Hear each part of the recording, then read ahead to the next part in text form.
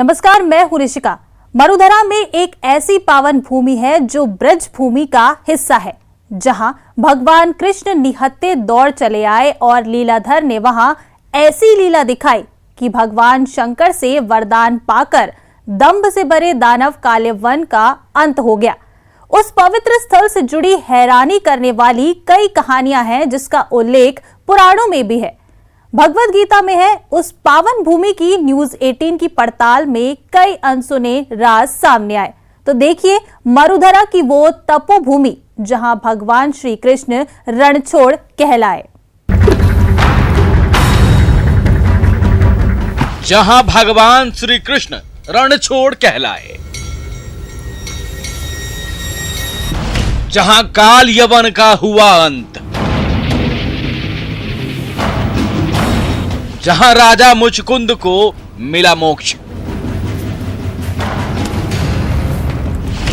वो मरुधरा में ब्रज का हिस्सा है।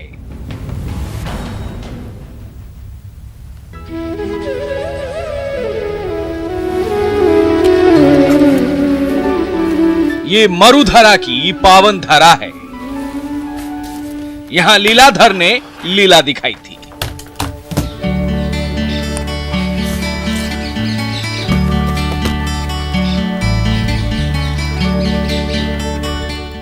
ये ब्रज क्षेत्र की धरती है। ये धौलपुर की धरा पर पावन स्थली मचकुंड है।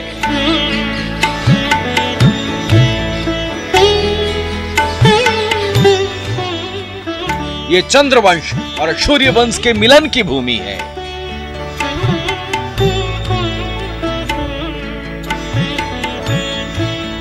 यहां भगवान श्री कृष्ण निहत्थे होकर दौड़े चले आए थे और रणछोड़ कहलाए थे। यहीं पर मुरलीधर ने छल से दानव काल यवन का अंत किया था। यहीं पर महाराजा मुचकुंद को मोक्ष मिला।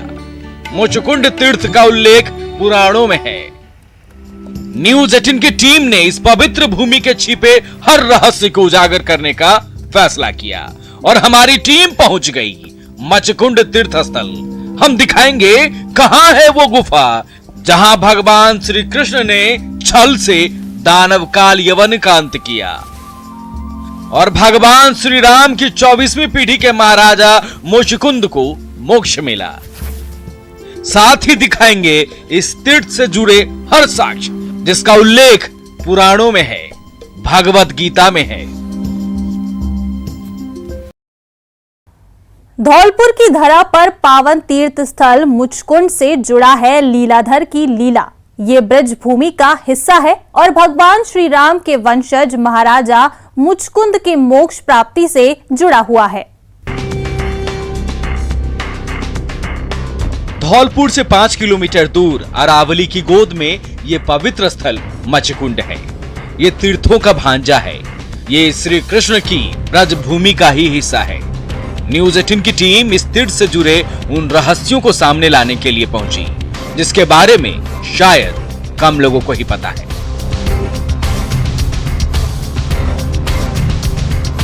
एक कहानी जिसका उल्लेख श्रीमद् भगवत गीता में है, जिसका समावेश विष्णु पुराण में है, हरिवंश पुराण में है, लिंग पुराण में है और तमाम धार्मिक ग्रंथों में उसकी बात सामने आई। और ये सौभाग्य प्राप्त है धौलपुर की धरती को। जी हां, मैं बात कर रहा हूं मुचकुंड की। जी हां, ये वही स्थल है जहां भगवान श्री कृष्ण निहत्थे दौड़े आए थे और रणछोड़ कहलाए। यही दानव काल यवन का अंत हुआ था।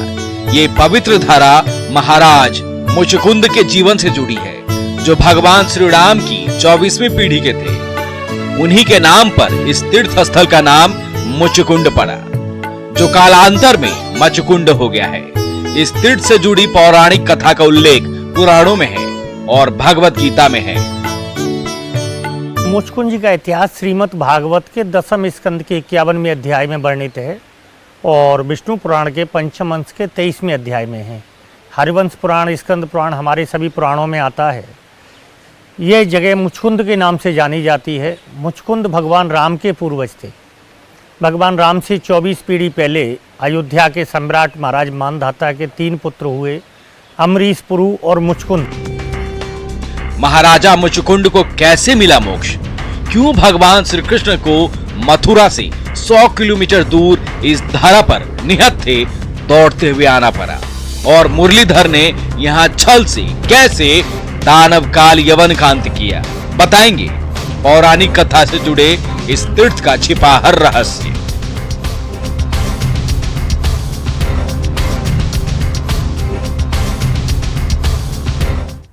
मथुरा से नजदीक धौलपुर के पास मुचकुंद तीर्थ का इलाका ब्रज क्षेत्र में ही आता है।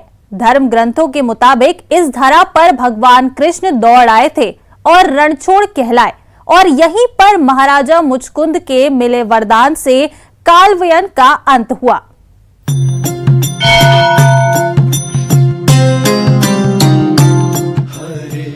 इसी धरा पर लीलाधर ने लीला दिखाई थी। ये ब्रज क्षेत्र का इलाका है। ये पावन तीर्थ मुचकुंद है। धर्म ग्रंथों के मुताबिक यही भगवान श्री कृष्ण रणछोड़ कहलाए।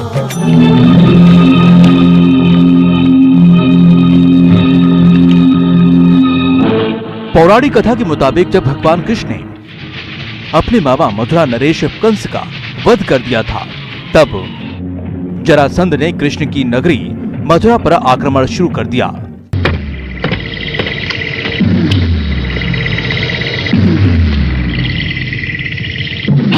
लेकिन 17 बार जरासंध को श्री कृष्ण के हाथों हार का मुंह देखना पड़ा। द्वापर युग में भगवान श्री कृष्ण का जब अवतार हुआ तो भगवान श्री कृष्ण ने 11 वर्ष के कार्यकाल में कंस का वध किया।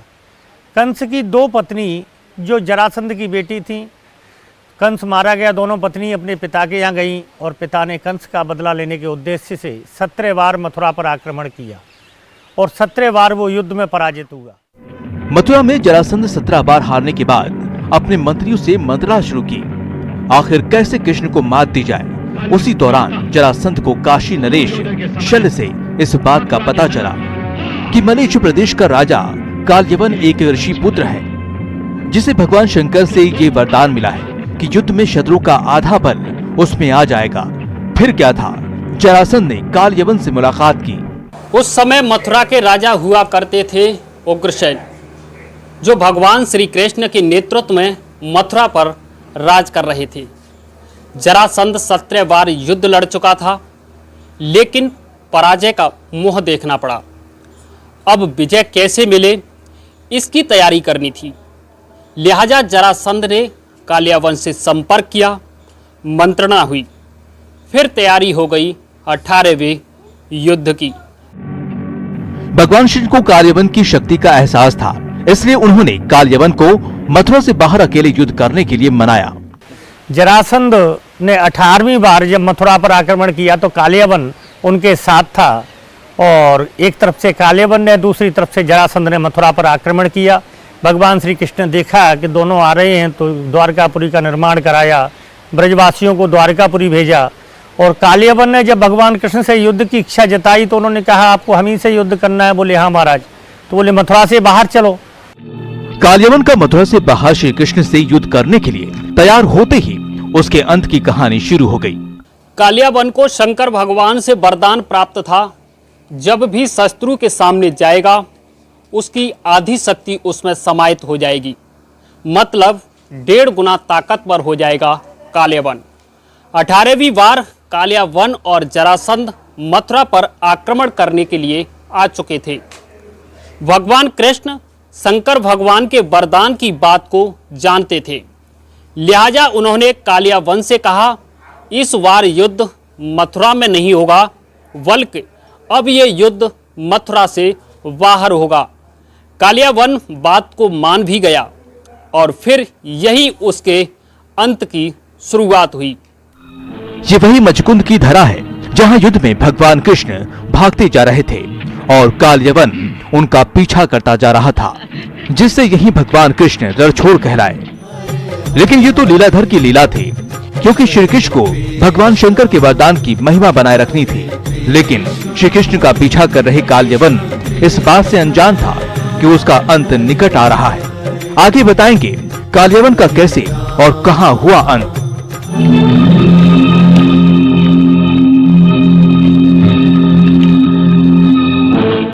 जरासंध और काल्यवन की सेना मथुरा में रुकी हुई थी, जबकि श्री कृष्ण का पीछा करते हुए काल्यवन मथुरा से दूर धौलपुर के पर्वत तक पहुंच गया था, जहां श्री कृष्ण ने ऐसी लीला दिखाई कि काल्यवन का अंत हो गया। ये वही पावन धरा है जहां भगवान श्री कृष्ण दौड़ते हुए काल यवन को धौलपुर के पर्वत तक ले आए।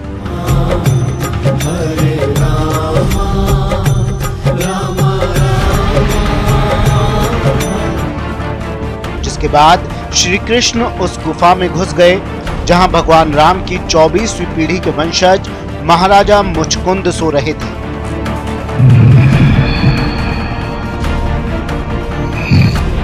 उन्होंने देवासुर संग्राम में देवताओं की तरफ से युद्ध लड़ा था और हजारों असुरों का वध किया था। मुचकुंद जी ने लंबे समय तक देवासुर संग्राम में युद्ध किया और युद्ध में विजय प्राप्त की। जब विजय प्राप्त की तो देवताओं ने कहा कि आप वरदान मांगिए। तो मुचकुंद जी बोले, मैं लड़ते लड़ते थक गया हूँ, विश्राम चाहता हूँ। इंद्र ने इनको ये वरदान दिया कि आप धौलागिर पर्वत की अरावली की श्रृंखला में जाकर विश्राम करें। जो भी आपको कच्ची नींद जगाएगा वो आपकी पहली दृष्टि पड़ते ही जलकर भस्म हो जाएगा। असुरों से युद्ध जीतने के बाद महाराजा मुचकुंद गुफा में विश्राम कर रहे थे।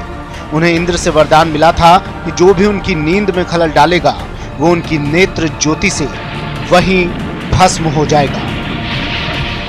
देवेंद्र के वरदान के मुताबिक मुचकुंद महाराज गुफा में आराम करने लगे।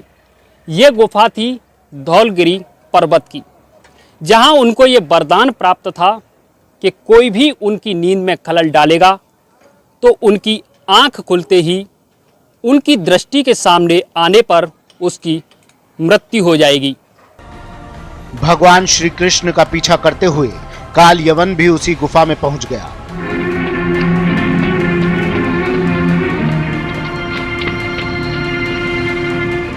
लेकिन उसके पहले भगवान कृष्ण ने अपनी पीतांबरी मुचकुंद जी के ऊपर डाल दी और खुद एक चट्टान के पीछे छिप गए थे।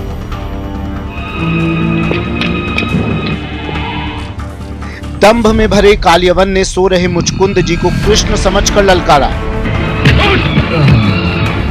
महाराजा मुचकुंद जी जागे और उनकी नेत्र की ज्वाला से काल्यवन वहीं भस्म हो गया।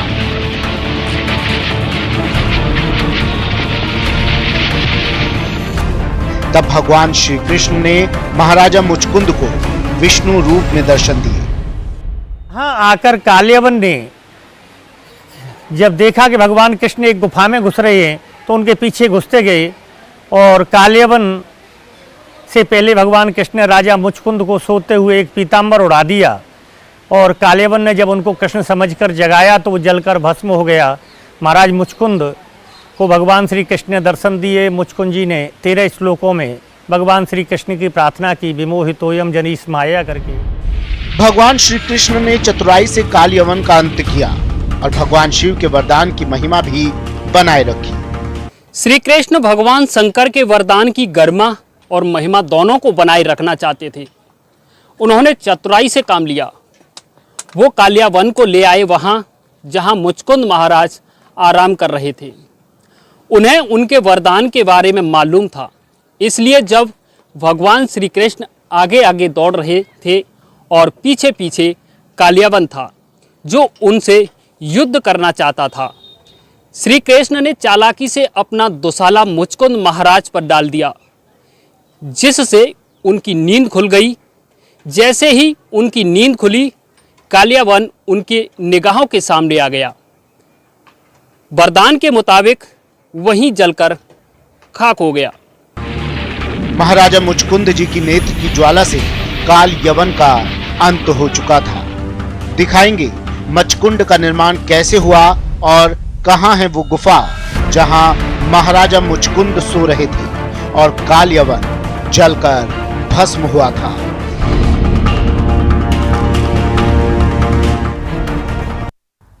महाराजा मुचकुंद जी के नेत्र ज्वाला से कालेवन के अंत के बाद मुचकुंड का निर्माण यज्ञ के बाद हुआ था। मुचकुंड के पास वो गुफा आज भी मौजूद है जहां मुचकुंद जी को भगवान कृष्ण ने विष्णु रूप में दर्शन दिए थे।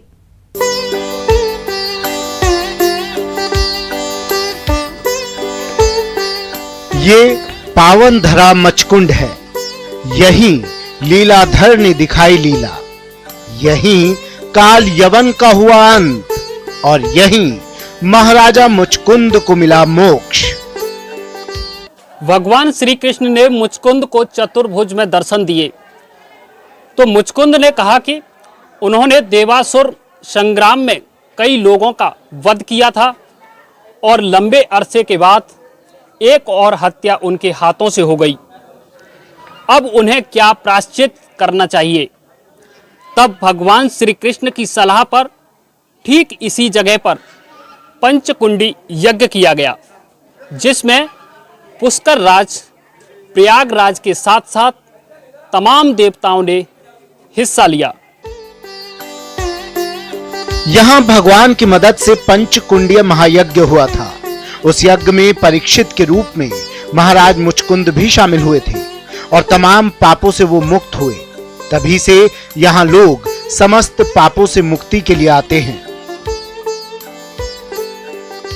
युद्ध देवता संग्राम जीत करके आए थे, वो यहाँ विश्राम कर रहे थे। तभी श्री कृष्ण जी महाराज का किसी युद्ध चल रहा था, वहाँ से रणभूमि छोड़ कर भागे और उन्होंने यहाँ करके अपना जो पीताम्बरा उड़ा हुआ रखा था वो उनको मुचकुंद जी महाराज उड़ा दिया।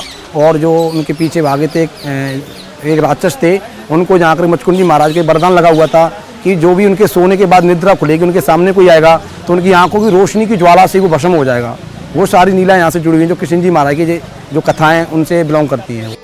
मचकुंड से 2 किलोमीटर दूर वो गुफा आज भी मौजूद है जहां काल यवन का अंत हुआ था और महाराजा मुचकुंद जी को भगवान कृष्ण ने विष्णु रूप में दर्शन दिए थे। हमारी टीम भी उस गुफा तक पहुंची। हमारे साथ मौजूद हैं रामदास महाराज जी, जो मुचकुंद पर रानीगुरु मंदिर है उसके महंत हैं। उनसे जानेंगे कि मुचकुंद का नाम मुचकुंद कैसे पड़ा। जी बताएं महाराज जी, मुचकुंद का नाम। यहाँ द्वापर में जब कृष्ण का अवतार हो गया तो उन्होंने कंस का वध कर दिया मथुरा में, और उनका ससुर था जरासंध, उसने मथुरा पे 17 बार चढ़ाई की, लेकिन कृष्ण ने उसको पराजित कर दिया।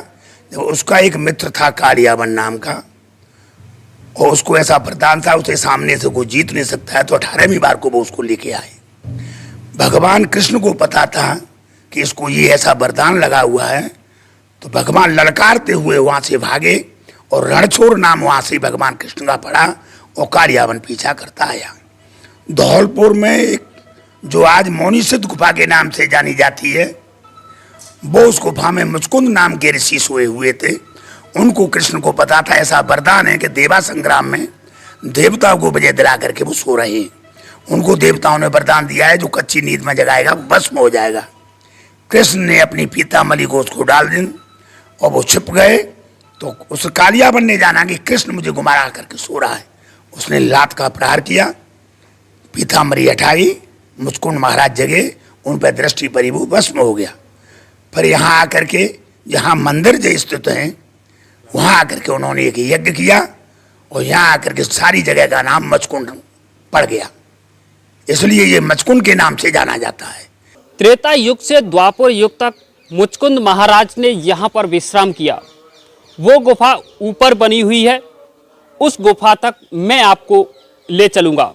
मैं बता दूं, उनको ये भी वरदान मिला था अगर नींद में कोई खलल डालेगा तो पहली दृष्टि का वाचक होते ही वो मौत को प्राप्त हो जाएगा। ये गुफा ऊपर है, आइए चलते हैं। सीढ़ियों से ऊपर जाने के बाद मंदिर के पीछे वो गुफा है। हमारी टीम भी गुफा तक जाने के लिए आगे बढ़ी। ये रास्ता हम यहाँ तक चलेंगे और जानेंगे कि गुफा में जो उन्होंने यहाँ आकर तपस्या की, आराम करते थे, यहाँ से जा सकते हैं इस गेट की तरफ। ये उस समय दरवाजा हुआ करता था, आप देख पाएंगे। अंदर की तरफ गुफा आज भी बनी हुई है जिसकी तरफ वो अंदर गए थे। यहाँ आकर उन्होंने तपस्या की थी। अपना वो यहाँ आराम करते थे। उनको वरदान प्राप्त था, जो उनकी नींद में खलल डालेगा वो पहली दृष्टि में मौत को प्राप्त हो जाएगा। हमारी टीम उस गुफा में पहुंची जहां अब गुफा के सामने मंदिर बना दिया गया है। ये थी वो गुफा जिसका फलस्वरूप बदल गया है।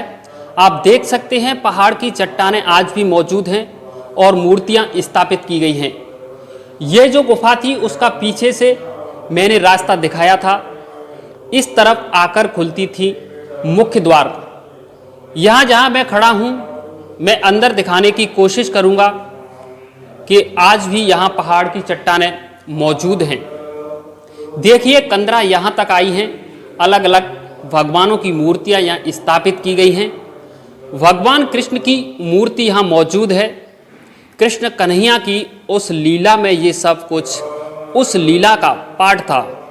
जरासंध युद्ध से जुड़ा हुआ था। मचकुंड की पावन धरा पर लीलाधर ने लीला दिखाई और ये पावन भूमि सूर्य वंश और चंद्र वंश का संगम बना, जिसके प्रमाण मंदिरों के रूप में मौजूद हैं। ये क्या है, यहाँ सूर्यवंश और चंद्रवंश दोनों का मिलन हुआ है। राजा मुचकुंद सूर्यवंशी थे और भगवान श्री कृष्ण चंद्रवंशी थे। तो ये जगन्नाथ जी मंदिर से लेके और मुरली मनोहर तक मचकुंड के जो पूर्व भाग में हैं ये कृष्ण मंदिर हैं ज़्यादातर, और मुचकुंद के पश्चिमी भाग में राम दरबार हैं अधिकतर, जो चंद्रवंशी हैं, सूर्यवंशी और चंद्रवंशी की पहचान दिलाते हैं। इस पावन भूमि पर पहले करीब 108 मंदिर थे, लेकिन अब यहाँ 25 से 30 मंदिरों के ही अवशेष बचे हैं। त्रेता युग से शुरू हुई ये कहानी द्वापर युग में ठहर जाती है। यहाँ सूर्यवंश और चंद्रवंश का संगम स्थल भी है।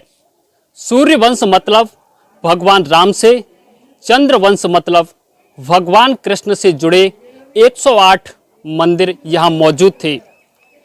अब यहाँ 25 से 30 मंदिरों के अवशेष मौजूद हैं। मचकुंड तीर्थ का उल्लेख पुराणों में है, भगवत गीता में है। ये पावन स्थल त्रेता युग से लेकर द्वापर युग तक भगवान की लीलाओं का गवाह रहा है।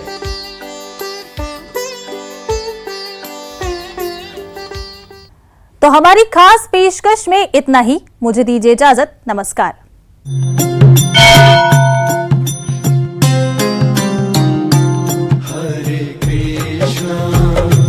Hare Krishna